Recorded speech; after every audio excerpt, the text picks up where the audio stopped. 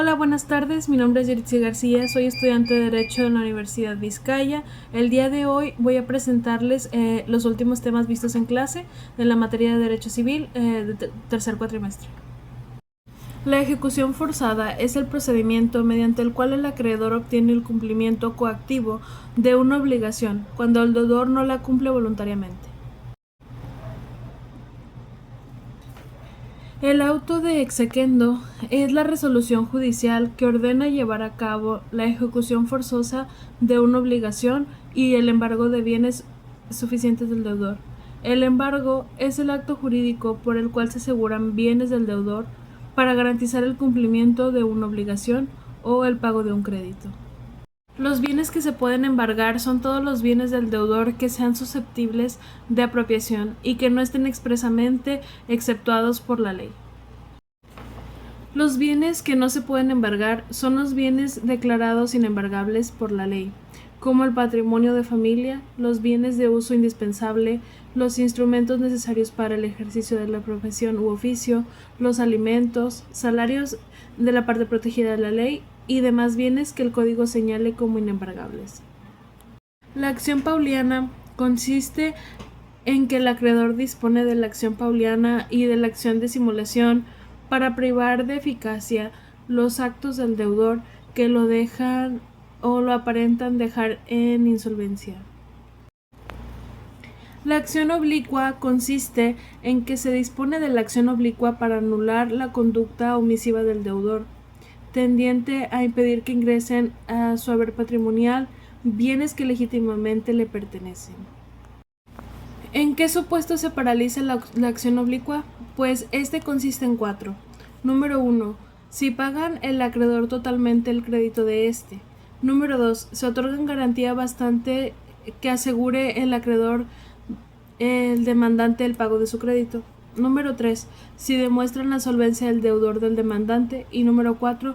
Si posteriormente al ejercicio de la acción oblicua el deudor adquiere bienes para responder a su acreedor.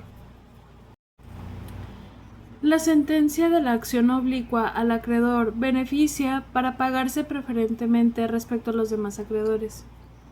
Existirá el derecho de retención cuando la ley autoriza al detentador o poseedor de un bien ajeno a conservarlo en su poder hasta que el dueño de él pague lo que le deuda por concepto del bien o por algún otro motivo. Los supuestos en los que este derecho no puede aplicarse son 3. Número 1. Si obtuvo el deudor el bien a base de engaños, maquinaciones o artificios o con la promesa de devolverlo. Número 2. Cuando otra persona, sin consentimiento del deudor, le entregue un bien de éste. Y número 3. Cuando posea o detente el bien de su deudor por virtud de un hecho ilícito. Los bienes sobre los que recae el derecho de retención solo puede recaer sobre bienes que sean de propiedad del deudor de quien ejercita tal derecho. Quien puede aplicar el derecho de retención es el poseedor o detentador de un bien ajeno, cuando la ley expresamente le conceda ese derecho. El derecho de retención procede cuando es oponible al deudor y a quienes no tengan adquirido un derecho real sobre el bien, anterior a la fecha en que se ejercita el citado derecho. Existen 2 supuestos que no producen efectos al derecho de retención. El número 1 es si se demuestra por quien tenga interés jurídico que hubo acuerdo fraudulento o simulado entre acreedor y deudor. El número 2 es si el deudor entregó el bien a uno de sus acreedores en perjuicio de los demás. La evicción es la pérdida de la titularidad de un bien por sentencia judicial. Las obligaciones de quien la enajenó de buena fe y sufre evicción son 4. El precio íntegro o, en su caso, la prestación que recibió por el bien. El número 2. Los gastos causados en el contrato si fueron satisfechos por el adquiriente. Número 3. Los causados en el juicio de evicción y en el saneamiento. Y número 4. El valor de las mejoras útiles y necesarias siempre que en sentencia no se determine que el vencedor satisfaga su importe. Si el que enajena hubiere procedido de mala fe, tendrá las obligaciones que expresa el artículo anterior con las agravaciones siguientes. Son 3. La número 1 es que devolverá a elección del adquiriente el precio que el bien tenía al tiempo de la adquisición, o el que tenga al tiempo en que sufra la evicción. La número 2 es que satisfará al adquiriente el importe de las mejoras voluntarias y de mero placer que haya hecho en el bien. Y la número 3 es que pagará los daños y los perjuicios. Existen 7 supuestos cuando no responde por evicción el enajenante. El número 1 es si así se hubiere convenido. El número 2 es en el caso del artículo 2322 del Código Civil del Estado de Coahuila. El número 3 es si, conociendo el adquiriente el derecho del que entabla la evicción, lo hubiera ocultado dolosamente el enajenante. El número 4 es si la evicción procede de una causa posterior al acto de enajenación, no imputable al que enajena, o de hecho del que adquiere, ya sea anterior o posterior del mismo acto. Número 5. Si el adquiriente no cumple lo prevenido en el artículo 2323 del código anteriormente mencionado.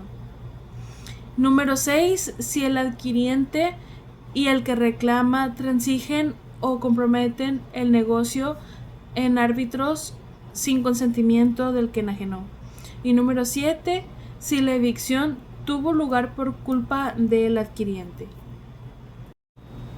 El saneamiento es la obligación legal que tiene quien transfiere un bien de garantizar al comprador una posesión pacífica y útil, respondiendo mediante indemnización si aparece la evicción o los vicios ocultos.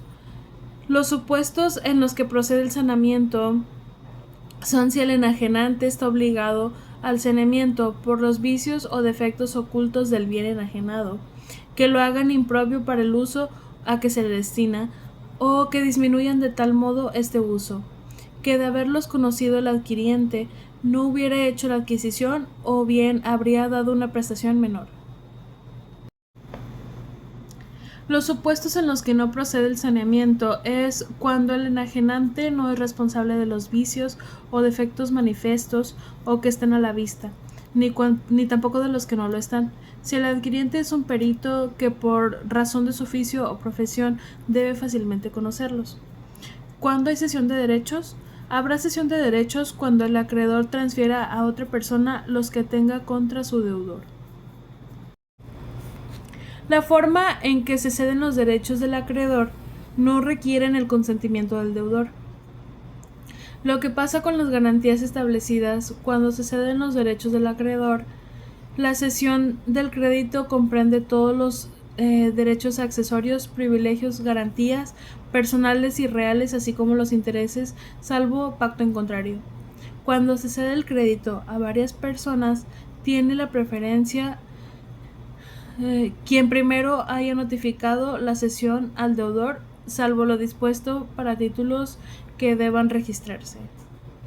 Le puede pagar el deudor la obligación cedida al cesionario. La obligación que se tiene si la cesión es gratuita, el cedente no será responsable para con el cesionario, ni por la existencia del crédito ni por la solvencia del deudor. La subrogación por pago es cuando una persona distinta al deudor realiza el pago y éste adquiere el título del acreedor. Las formas de la subrogación son 2: subrogación legal y subrogación convencional. Existen 6 supuestos en que la subrogación es legal. La número 1, cuando el que es acreedor paga a otro acreedor preferente. Número 2, cuando el que paga tiene interés jurídico en el cumplimiento de la obligación. Número 3, cuando se hace el pago con consentimiento expreso o tácito del deudor. Número 4, cuando un heredero paga con sus bienes propios alguna deuda de la herencia. Número 5, cuando el que adquiere un inmueble paga a un acreedor que tiene sobre aquel un crédito hipotecario anterior a la adquisición. Y la número 6, cuando en los demás casos en que la ley lo establezca. Los supuestos en que existe la subrogación convencional es cuando el acreedor recibe el pago de una persona distinta al deudor y subroga a quien pagó los derechos, privilegios, acciones o hipotecas que tenga contra el deudor. Esta subrogación debe ser expresa, recaer sobre una deuda vencida y hacerse al mismo tiempo que el pago. La asunción de deudas. Para que haya sustitución de deudor, es necesario que el acreedor consienta expresa o tácitamente. Se presume el consentimiento del acreedor en la sustitución del deudor cuando permite que el sustituto ejecute actos que debía ejecutar el deudor, como pago de réditos, pagos parciales o periódicos, siempre que lo haga en nombre propio y no por cuenta del deudor primitivo. ¿Qué pasa cuando se verifica la sustitución y el nuevo deudor se encuentra insolvente? El acreedor que exonere al antiguo deudor aceptando otro en su lugar no puede repetir contra el primero si el nuevo se encuentra insolvente, salvo convenio en contrario. ¿Qué obligaciones obtiene el deudor sustituto? El deudor sustituto queda obligado en los términos en que lo estaba el deudor primitivo. Pero cuando un tercero ha constituido fianza, prenda o hipoteca para garantizar la deuda, estas garantías cesan con la constitución del deudor a menos que el tercero consienta en que continúen. Se declara nula la sustitución del deudor cuando la antigua deuda renace con todos sus accesorios, pero con la reserva de derechos que pertenecen a un tercero de buena fe. Hay innovación de una obligación cuando las partes interesadas en ella la alteran sustancialmente sustituyéndola por otra nueva. Se altera sustancialmente la obligación con 5 supuestos. Número 1. Cuando se cambia el objeto u objetos de la obligación con el propósito de extinguirla para crear una nueva. Número 2. Cuando la obligación pura y simple se convierte en condicional. Número 3. Cuando la obligación condicional se transforma en pura y simple. Número 4. Cuando un nuevo deudor sustituye al anterior que queda liberado. Número 5. Cuando el acreedor es sustituido por otro con quien queda obligado el deudor primitivo. ¿Qué formalidades debe revestir la novación? Se requiere el consentimiento expreso de los interesados tanto en la obligación que se extingue como en la nueva obligación. El supuesto que queda sin efecto en la novación es cuando la primera obligación se hubiera extendido a tiempo en que se contrajese la segunda. La novación es nula si lo fuere también la obligación primitiva. Si la obligación fuera nula, sustituirá a la antigua obligación. Al acreditarse la novación, los derechos que se pierden es el derecho de prenda o hipoteca de la obligación extinguida. La dación de pago queda extinguida cuando el acreedor recibe un pago, un bien u otra prestación distintas en lugar de los debidos. El deudor puede hacer una dación de pago por su representante o por un tercero.